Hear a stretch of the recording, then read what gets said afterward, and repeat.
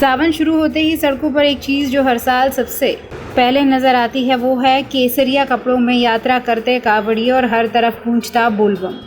कंधे पे कावड़, हाथ में आस्था की एक छड़ी और चेहरे पर महादेव के प्रति अटूट विश्वास और श्रद्धा।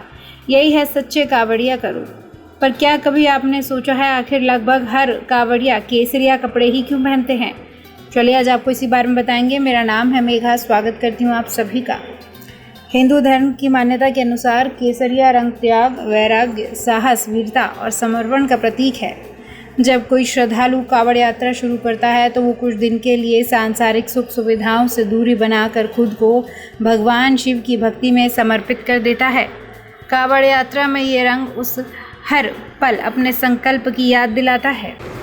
कांवड़ यात्रा आसान नहीं होती। कई श्रद्धालु लंबी दूरी तक पैदल चलते हैं। ऐसे में केसरिया रंग उत्साह, ऊर्जा और आत्मविश्वास का प्रतीक बन जाता है। कठिन रास्ते पर भक्त के मनोबल को मजबूत बनाता है। कांवड़ यात्रा के दौरान कांवड़िए को सात्विक जीवन अपनाना होता है, ब्रह्मचर्य का पालन करना होता है, गलत आदतों से दूर रहते हैं।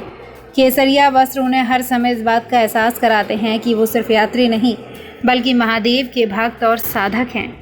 कांवड़ यात्रा में अमीर गरीब, छोटा बड़ा किसी तरह का भेद नहीं होता। लाखों लोग एक ही रंग के वस्त्र पहनकर चलते हैं।